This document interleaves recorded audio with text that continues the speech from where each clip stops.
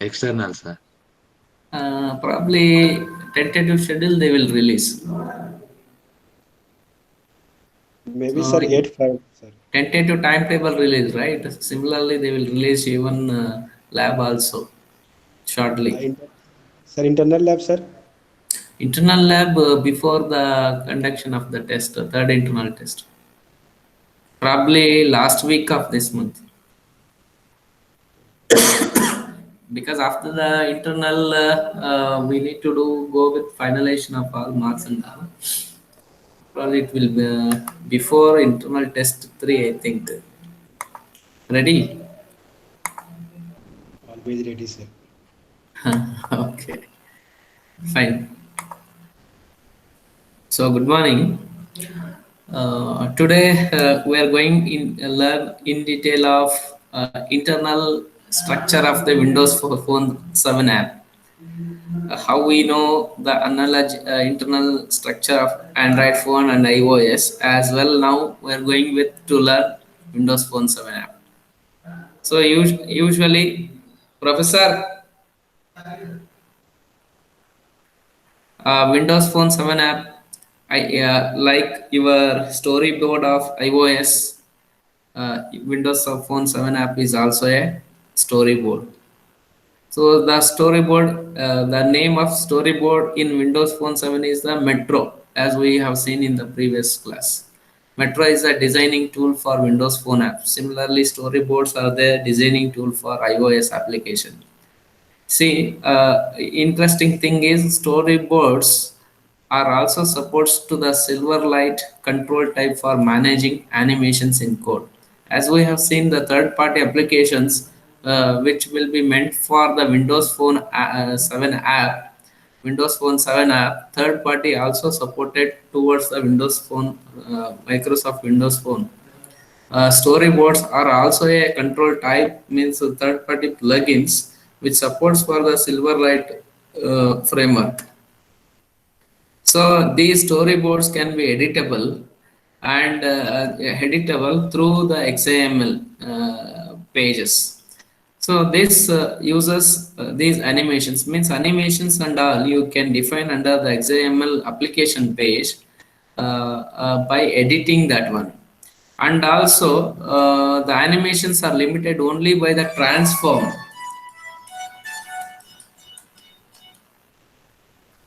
applications. Animations limited only by transform operations you are allowed to perform on objects. So when you think is a animation, animation is what? Animation is nothing but movement of objects, so a random order or the sequential order, right? So to move, you are moving the one object from one coordinates to another coordinates. So then you feel that the object is moving or animation is happening. So such kind of the definitions which can you can add that in an XML page. Suppose anytime you want to provide the user with a custom transition between your pages or element updates, you should consider creating an animation to smooth the user experience. Usually, you may heard about the Kindle. Kindle, it's a Kindle. What is that? It's a text pad, right? So when you move the pages, how it look like, how you are turning the pages manually, the same effect it has given in that Kindle application, right? So it can store your marking. Suppose most of the time what we do is, if it is our own textbook, usually we mark the highlight some important points in the book for later reference or quick reference. In the same way you can mark it here also with the help of this, means you can provide the transition effects between pages or the element updates whenever it occur. All these things animation effects which will you can do it in using XAML. So because storyboards are held in XAML, you can either edit them manually or use expression blend. Whatever you see is whatever you get editor. So Windows Phone app, it uses the WISI editor. Whatever you see is whatever you get. So this editor is used to edit the animations, provide the animation effects to the existing elements and pages. Also, you can make use of the expression blend for the objects and timelines panel at the left. So I'll show you the screen of this editor. Then you are able to understand the plus icon to create a story. So observe the anatomy, how the wherever you see is wherever what you see is what you get. So using that editor, you are going to create the pages for the Windows Phone. So just observe here in the left part, this is the Project Explorer window. Then the assets you are going to add to a page and the state of the asset and the device. So emulator is the device here. Also you look into that. Similarly, what you have the controls you have in the Android Studio, here also you have the controls here. So border you can put for the page, button, checkbox, all these are the views of a page. And in this objects and timeline, you can set when that you can set the sequence of the page appear whenever user clicks on the navigation button. So you can fix the timeline when you can. So if you work with the experience of Visual Basic, probably Visual Basic also use the timeline, means sequentially when you place the pages by navigation, which page appear next you can decide through the timeline. And here at the right part of the screen, properties window resources are available. So properties of a particular view which you selected in the Windows page. So when you select that Windows page, the corresponding selected element properties which will it is going to display here. When you go with the resources, app.xaml file is defined, you can edit manually or you can use the drag and drop option to design the Windows Phone applications. I hope you understood. And here the at the bottom resultant of the code of execution of this.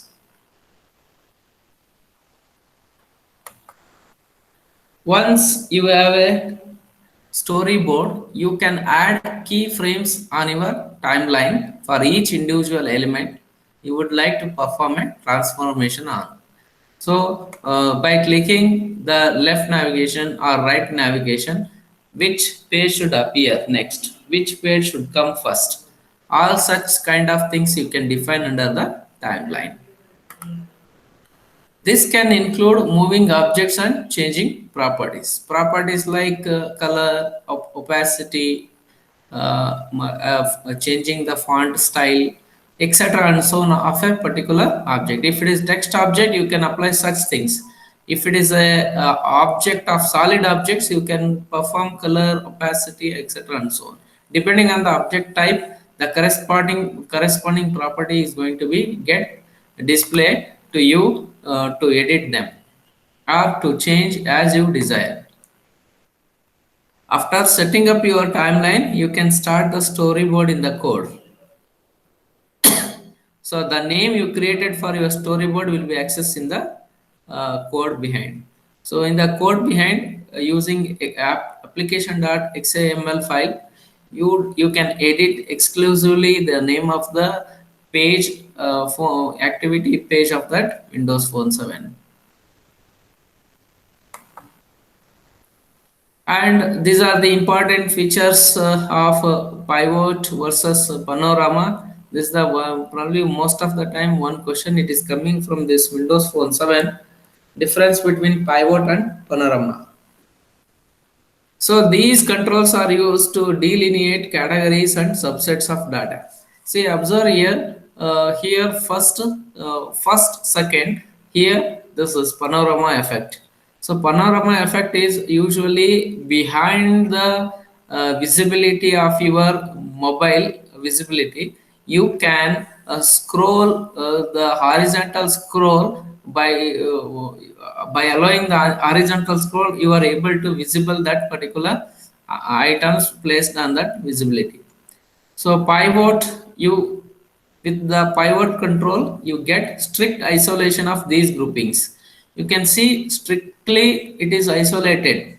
Means there is no movement of the screen is present in this. Whereas in panorama, transitions between the groupings with discoverable content on the window boundary. So in the pivot, fixed boundary is present for the pivot content, like absolute absolute in the Android means specific positions are fixed. It is called as a pivot. Whereas panorama effect is that you can scroll the unvisible invisible content to the main screen. So for example, here in the second figure, this is on the upper part you can just see publication is expanded behind the scene. When you move the screen using the touch event, that is invisible part will make visible by the phone. Such kind of the effect of the panorama effect. And also if you come across with your camera, what is the panorama effect? So wider angle coverage of the uh, entire picture, right?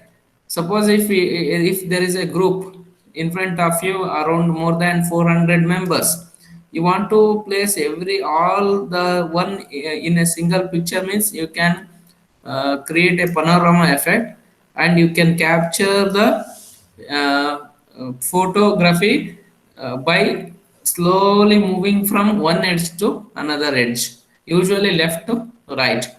So finally, you are able to get the one single photo of all 400 members in a single photo. So that is also another panorama effect you can build using cameras.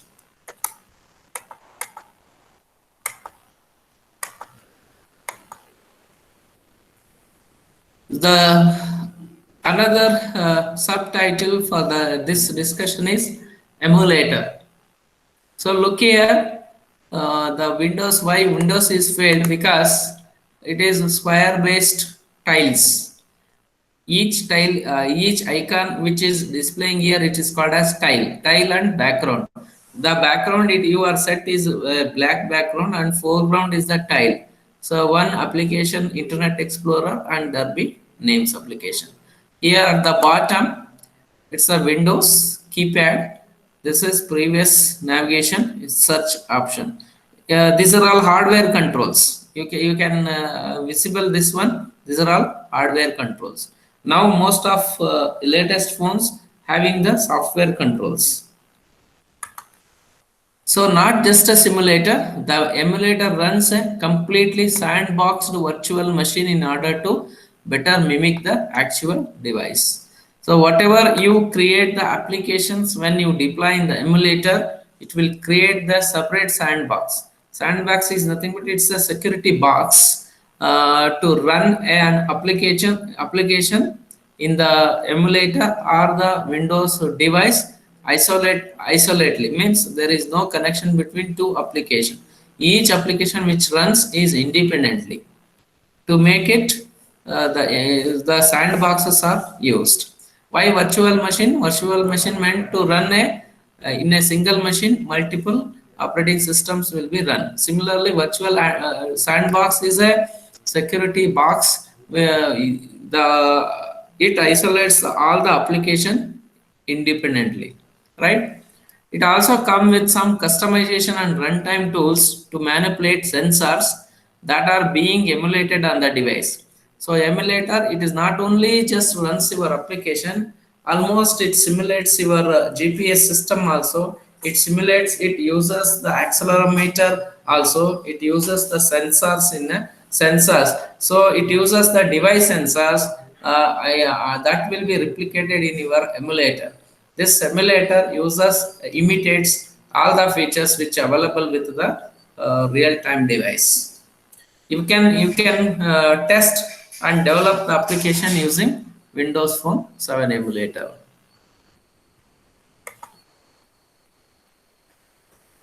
Now, this is the one application like how we discussing all the way the Hello World application in all the programming languages. Similarly, here mobile application, if we discuss is we are using the application called as Derby app. So Derby app. So to create the Derby app, what you required? You require to have the Visual Studio Express edition. Visual Studio Express Edition. Suppose if already you install the Visual Studio Professional Edition or the SC Edition, Standard Edition or the Express Edition, you try out using the same version which is already installed in your system. Use the same Visual Studio and try to create the mobile application for your Windows Phone 7. So here installed template is Silverlight framework is installed here. Visual C Sharp also installed. So probably you are learning Visual C Sharp, C Sharp in your .NET course. So probably the Windows Phone development will makes it easy because already you know the C Sharp coding style. And only the thing is you need to import and install the Silverlight framework to design the Windows Phone 7 application. So when you create that, provide the project name, the path where that solution is going to be created in that path, etc. and so on. You provided there in the .NET Framework 4 is used here. In that available list of templates, select Windows Phone program applications. Windows Phone's program applications. It uses Visual C Sharp coding style.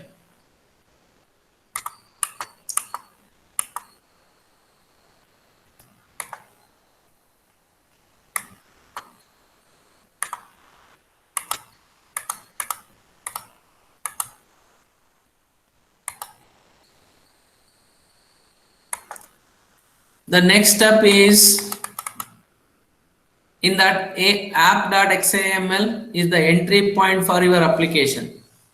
So for entry point of the application for Android Studio is what? Which is the entry point for application for Android Studio? Which file?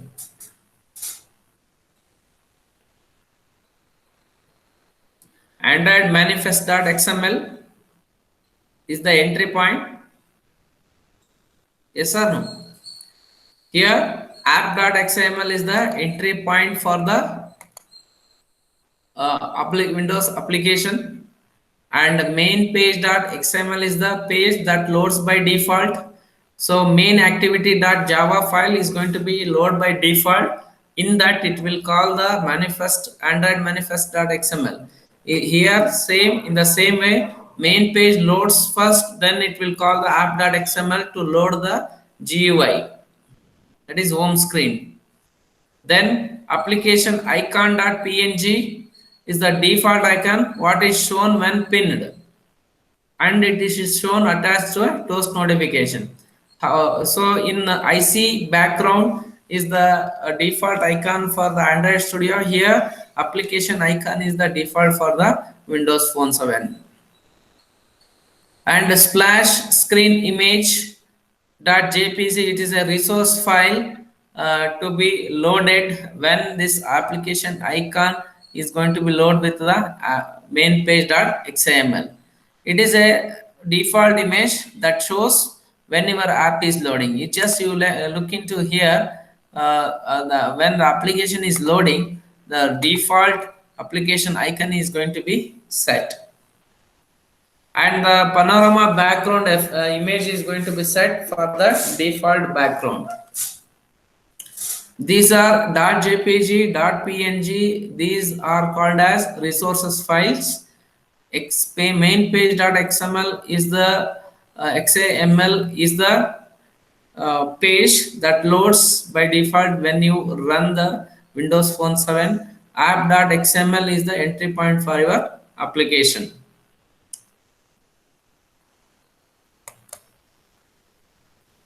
Then to design the user interface, the default Panorama application defines its data context in XML.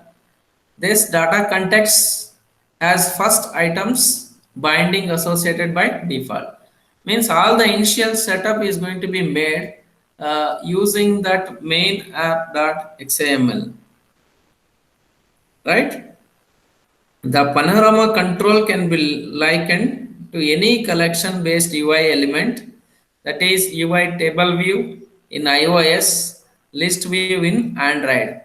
List view, this effect is going to be provided here based on collection based UI element in panorama control.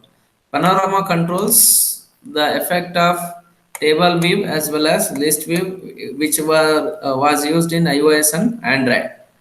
So panorama items are the respective rows in that collection element. If by looking into this panorama effect, how it is looking line by line, systematically arranged in a stack based fashion. This is the list view in Android, table view in the iOS. Here it is called as panorama effect. In that panorama, pivot versus panorama. Pivot is a fixed and panorama is a flexible. You can even see the invisible content and bring them to the visibility.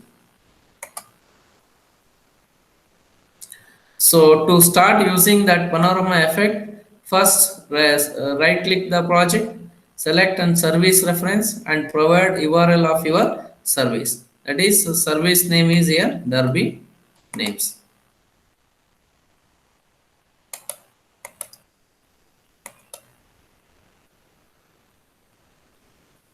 Then once you create the service of Derby names, you can start working with Panorama control to bind the data available from these entities. Some default entities which will be present in that Derby names, you can bind that. You can visible that in that add service or reference menu here at the right. After you have made this service, be sure to reference this entity context when your page needs to make calls to the service. So when you request as a user, when you request for a page for that Derby name services, you are going to fetch through this code. Read only means you cannot modify the content which is fetched from that service, Derby service. Derby names and it all the names of the Derby, it is going to be retrieved through this URI, through this URI. So Derby name dot svc service control, which is linked in the services, and this link establishes the reference and that to the context object. You made it as read only. Other outsiders of that application are not allowed to edit. What this is going to display? This is going to display the list of all the names which is present in that Derby name service. To bind data to your panorama item, you need to set the item source and text block bindings. These two objects you need to set. Each individual entry in the Derby names entity in OData contains properties. Properties as such as name and league, which you will bind to the text blocks in your panorama item. Here the terminologies are different. The concept behind this is you are connecting the database which is present in that service menu, and you are creating a reference to that, and you are binding that reference to a particular text view, that is either it is a table view or the list view. According to that, it is going to be fetch all the content of name and the leaks which is present in the Derby names entity.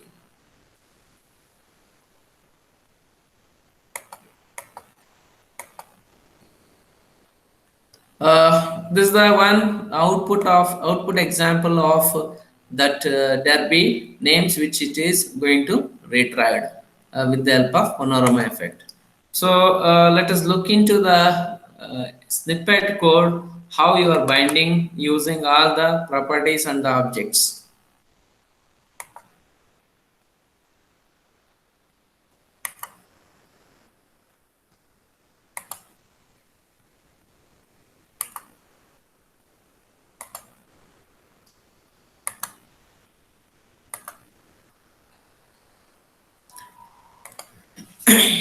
O data. See, just observe panorama item. First, the panorama item is going to be depicted here. So entry is a root node because you are writing it in an XAML file. Entry is the root node. Each ID which service you are going to define is this. The path of the fetching the Derby name services, and the title for that is a text kind of content you are retrieving. So updated on so and so date. These are all the optional entries. Author name are the optional entries. You skip off this, and the relative link, you are defining that you are providing the edit option to the Derby names. If it is read only, you are not allowed to edit. If it is a write mode or normal mode, you can edit the content of them. The category which category term is Derby names model. It is a database model. The name of the database is Derby name. Scheme which you defining for this Derby name is the path of this active data objects, that is ADO. Then content type which you are defining is application or XML. Then the mobile properties defining that database is Derby name. ID, Derby name ID is the ID of the Derby. Type is integer 32. Integer type of the name ID. You are fetching this ID 29530 is some ID of a particular person having the Derby name ID. Then his name, number, Derby number, legal number, and date added. The type is date time type. So this information you are trying to retrieve from the Derby names database. And panorama item you are defining in the GUI, that is controls. Panorama title is Derby Girls. Yeah, there is just a custom information. This one, a panorama item, header names, list box you are defining. The list box name of that list box is Derby names list, and margin you are setting this margin. Item source is binding. You are binding the object of the Derby sources, that's SR SVC service control. Here by referencing that Derby names database, you are linking the item source to the list which is available. List box dot item template is the root node of the list box, and data template you are defining. Stack panel margin is set to this, width is 432 pixels. Text block, text you are binding the name. You need how you are binding the database controls in the code part. Similarly, you need to bind the data sources to the GUI list which is represented in the panorama item. You are binding all the item source. You are binding name of the person you are binding. Then your style you are defining for text wrap style, font text extra large style you are defining. Then text blocks you are defining, binding league entries you are binding here. Then all the binding happen in this panorama item. Then finally data binding functions is going to be invoked. to display the content present in the Derby name database in the form of list box.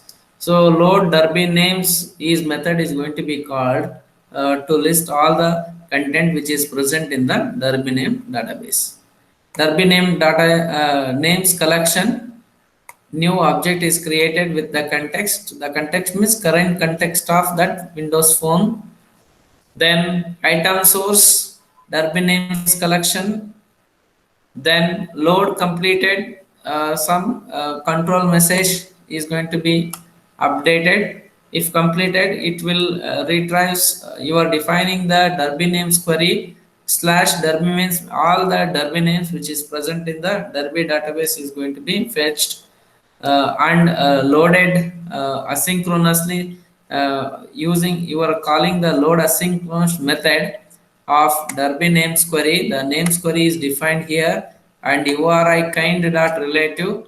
URI kind is the path which you define to refer the Derby names database. Relative means depending on the relative content name, the person name, the league, and the date of the play, etc. and so on. So one by one after the other, depending on the relative content, is going to be get it loaded.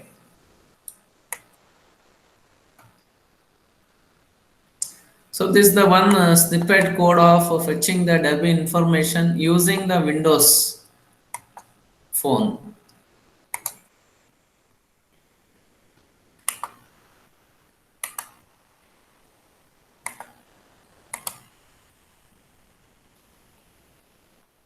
So like this, it is going to display the panorama list item.